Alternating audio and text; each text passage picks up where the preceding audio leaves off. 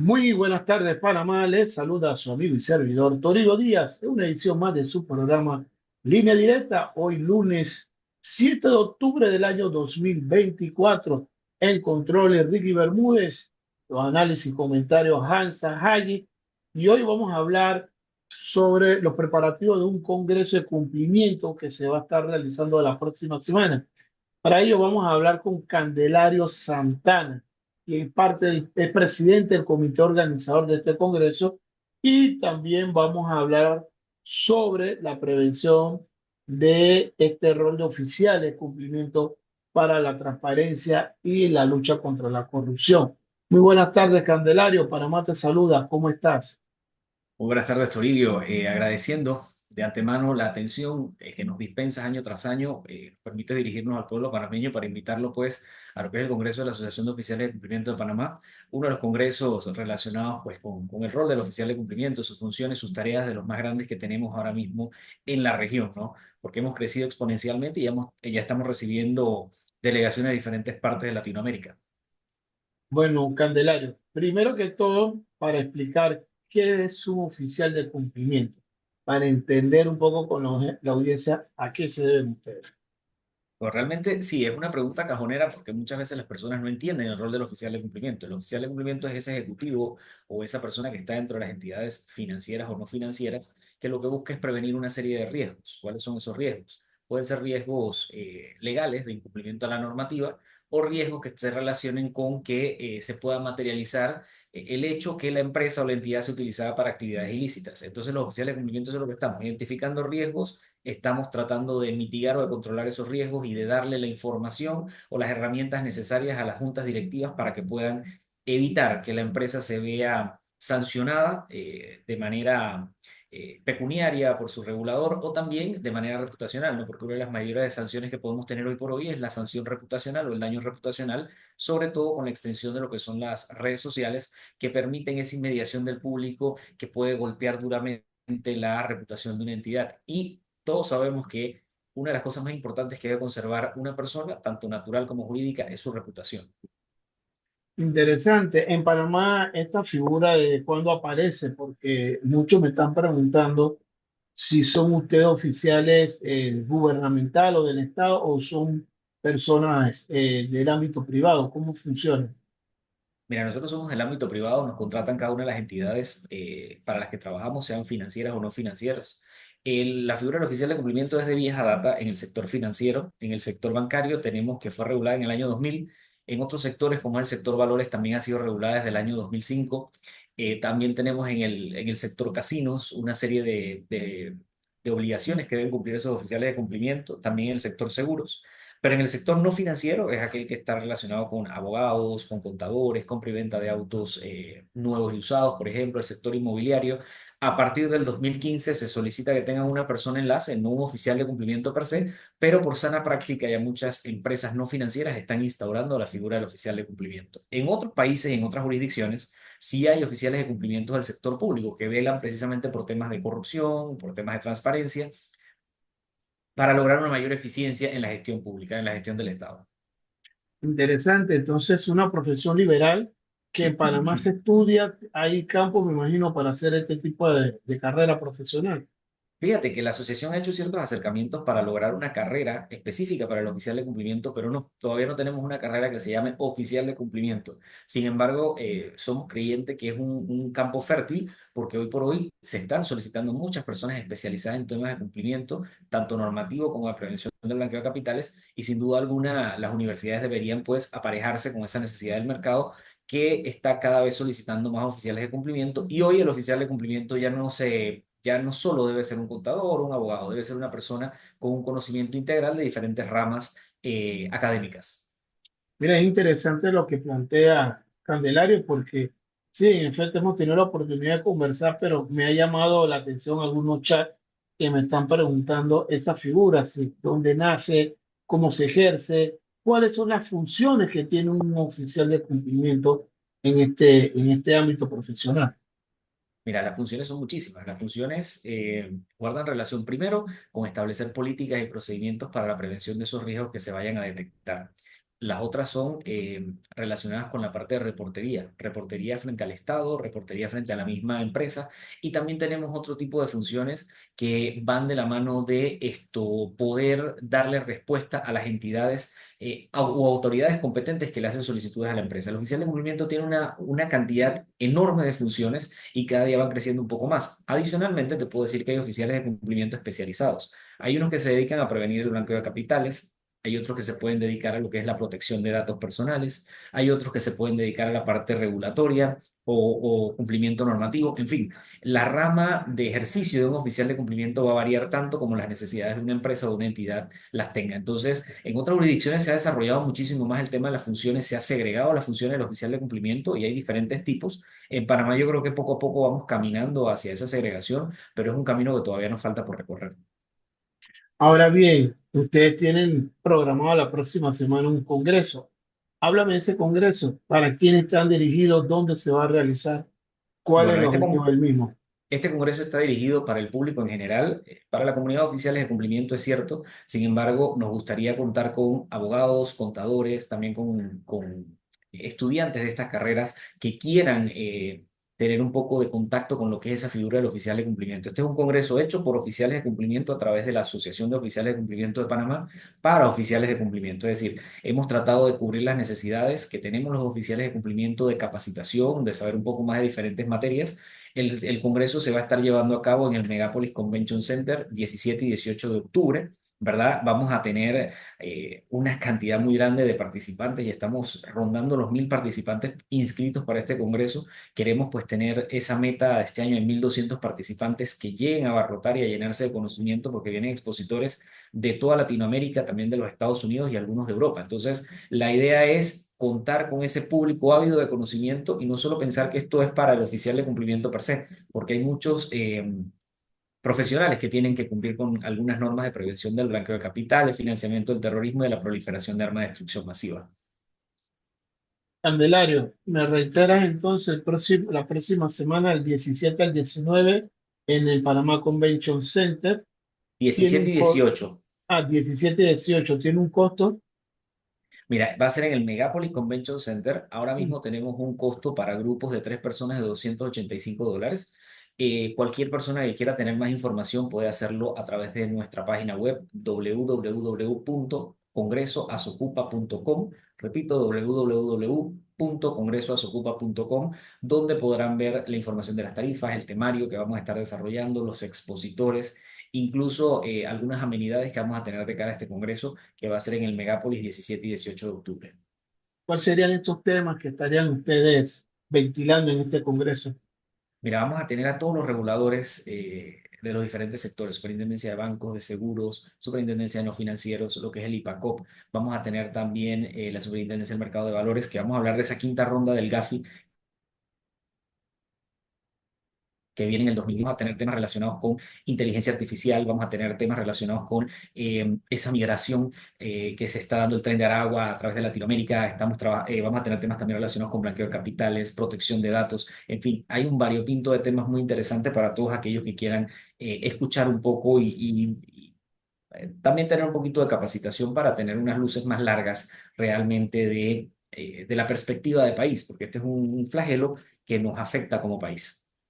No, definitivamente, por eso te preguntaba los temas que van a abordar, porque cuando a mí me viene a la mente que el oficial de cumplimiento es esa persona o esa entidad que tiene que fiscalizar, entre comillas, que se cumplan ciertos parámetros dentro de las entidades financieras o bancarias, y luego se reporta como un checklist a estas entidades financieras que son las que nos colocan a veces en estas famosas listas grises.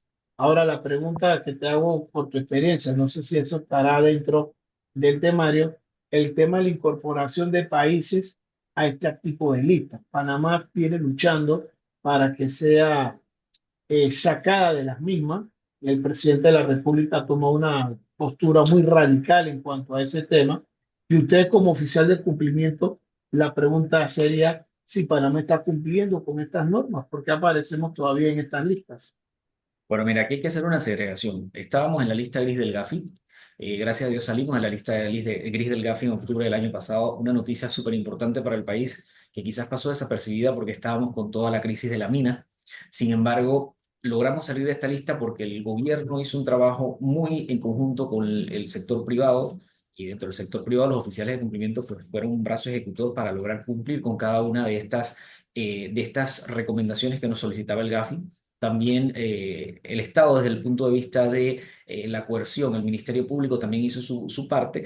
Y sí, salimos de la lista gris del Gafi, nos mantenemos en este momento fuera de la lista gris del Gafi, pero en el 2027 nos vienen a evaluar nuevamente a ver si seguimos cumpliendo. Entonces, el reto fue salir, ahora nuestro reto es mantenernos fuera. Es como bajas de peso. Quizás lo más fácil es bajar, pero después mantenerte en ese camino es lo difícil.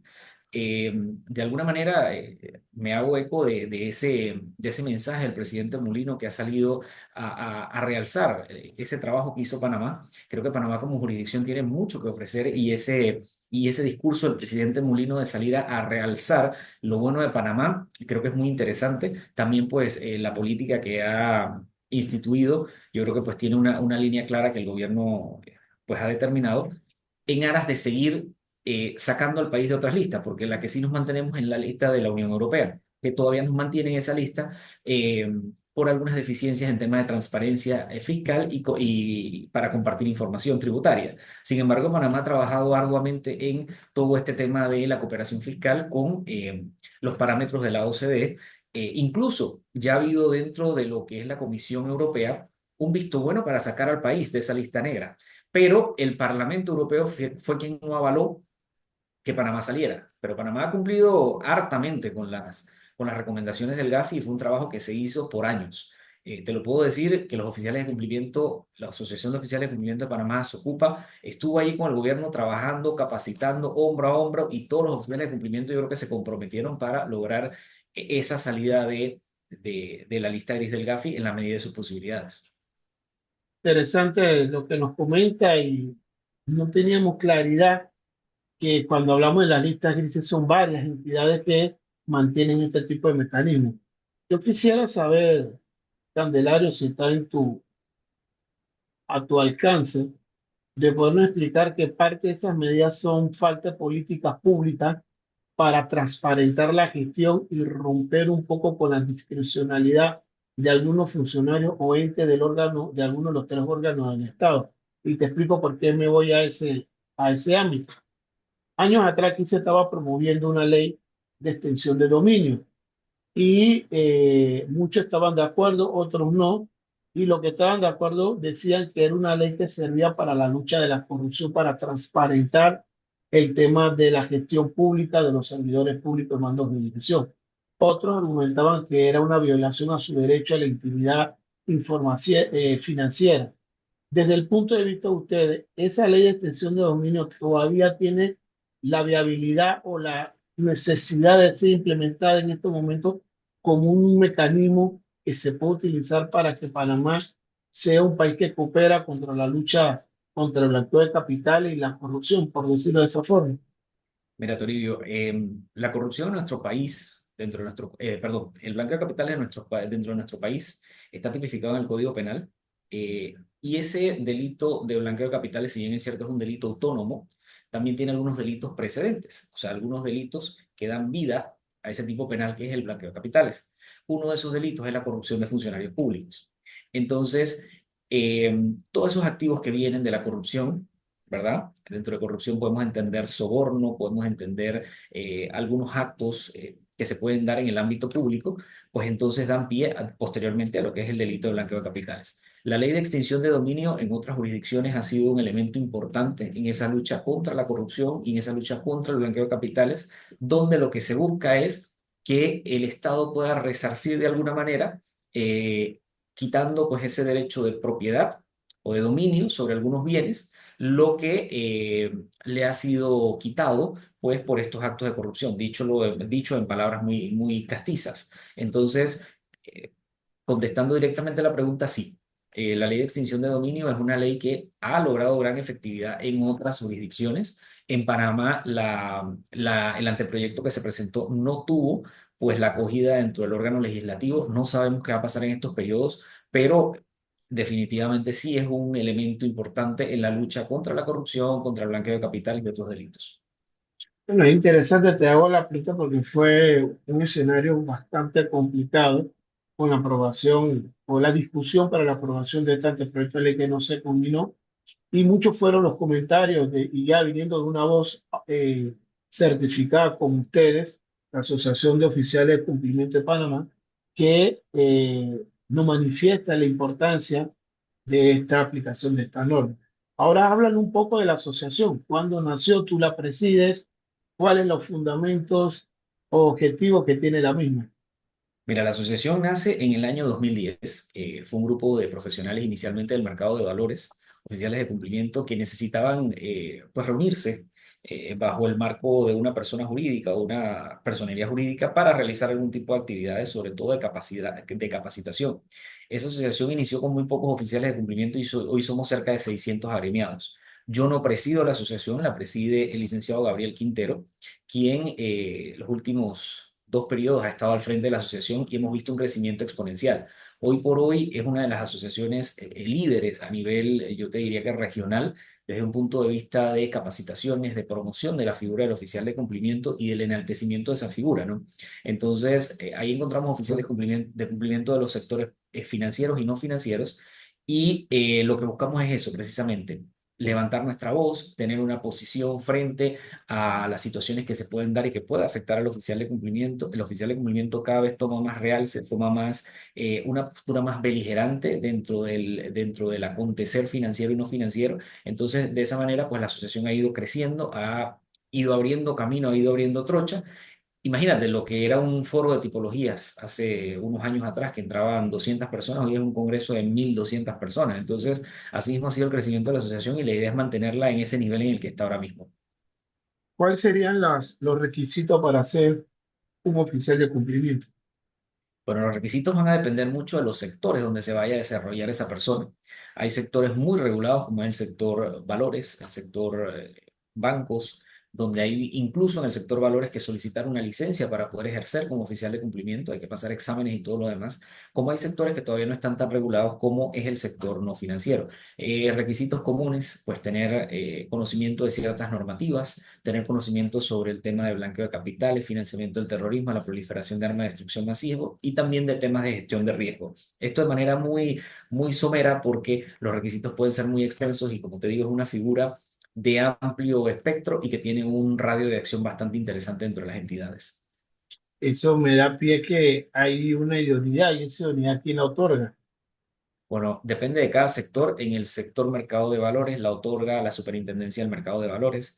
Para los oficiales de cumplimiento que ejercen en el sector casinos, incluso tienen que pasar por un filtro estatal también para que sean avalados. En el caso de la Superintendencia de Bancos, las entidades le dicen a la Superintendencia de Bancos, este es mi oficial de cumplimiento. La Superintendencia tiene la posibilidad de decir, lo acepto o no lo acepto. En fin, si es una figura que está regulada, sobre todo en los sectores que de vieja data ya la mantienen, como es valores, como es bancos, incluso el tema casinos.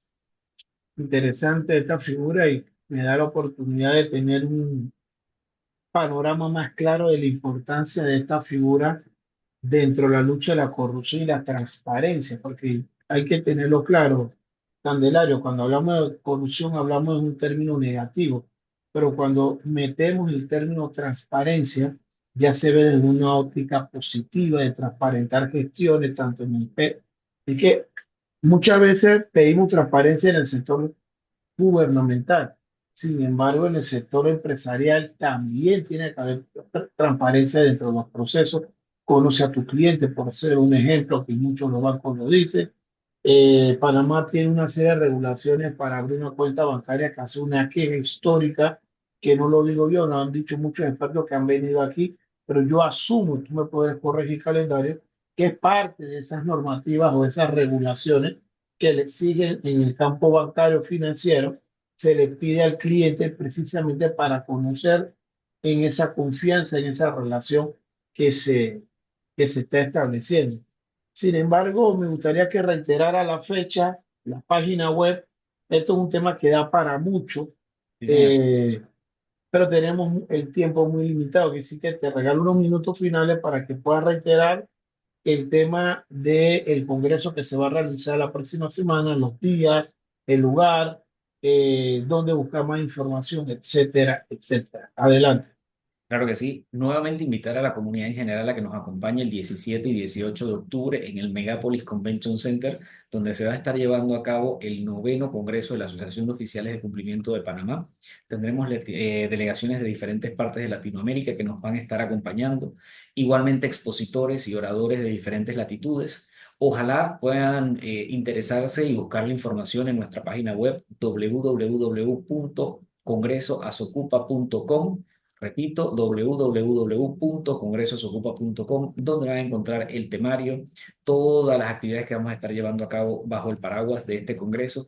Y sin duda alguna, este 17 y 18 de octubre van a ser pues un momento importante para seguirnos capacitando y seguir aprendiendo un poco más, seguir formándonos, porque esa es la ideología que debe tener todo oficial de cumplimiento, seguir formándose para dar o ejercer mejor su función. A ti, Toribio, muchísimas gracias por el espacio que nos abres año tras año y sin duda alguna estás invitado a acompañarnos en el Congreso si a bien lo tienes. No, con gusto. Me quisiera dar una vuelta para ver las ponencias que tienen. Por eso te preguntaba del programa, cuáles eran los temas, así a grosso modo, para ver cómo. Mira, aquí hay un tema, de pronto la gente no lo ve así, y el tema de la facturación electrónica, donde la Corte emite una resolución, se pronuncia en cuanto a las profesiones liberales, y eso ha generado una discusión interesante, donde algunos juristas dicen, bueno, que esto no es fuero ni privilegio. Otros hablan de la transparentar la gestión. Y la factura electrónica lo que ha hecho realmente es transparentar los tributos, los ingresos de las personas, con quién estás haciendo negocio, cómo estás haciendo negocio. Entonces yo creo que es una discusión interesante, no el hecho de que si tienes o no derecho a usar la factura electrónica, sino de cómo transparentar un poco la gestión cuando hablamos de la misma. Antes de irme a la pausa, al cambio, quiero hacer unas menciones de nuestros patrocinadores o donantes, como lo es Hutchison Ports. Como empresa líder de la industria, adopta medidas que impulsan el desarrollo sostenible en mira a reducir su huella de carbono. Hutchison Ports se mantiene en una constante evolución para tener una industria y un mundo más verde y sostenible. Como empresa líder en la industria marítima, alinea sus operaciones y esfuerzos con los objetivos de desarrollo sostenible. Se mantiene una constante búsqueda para reducir su huella de carbono en todas sus operaciones. Por eso, en Hutchison Port está comprometida en alcanzar el objetivo de cero emisiones netas a largo plazo en pro de un mundo más verde, sostenible para todo. Y con este mensaje, Candelario Santana, me despido, dándote el agradecimiento de poder compartir con nuestra audiencia esta información tan importante para nuestra sociedad. Espero poder pasar la próxima semana al final Megápolis. Al Megapolis Convention Center a compartir con ustedes y escuchar por lo menos las ponencias más importantes que traen estos expertos a nivel de la región. No me queda para más, en control está nuestro amigo Ricky Bermúdez, nuestro invitado de la tarde de hoy, Candelario Santana, miembro del comité organizador del Congreso, se me olvida, de oficiales de cumplimiento, Este para mí. que estará realizándose del 16 al 17 de octubre de este año en el Megapolis Convention Center. No me queda para más, amigos. Nos vamos al cambio, no cambien el dial, que seguimos con nuestro noticiero estelar de regreso a casa. Yo soy Toribio Díaz y esto es Línea Directa por KW Continente. La verdad por encima de todo. Bendiciones, Panamá. Saludos. Gracias, Toribio. Buena tarde.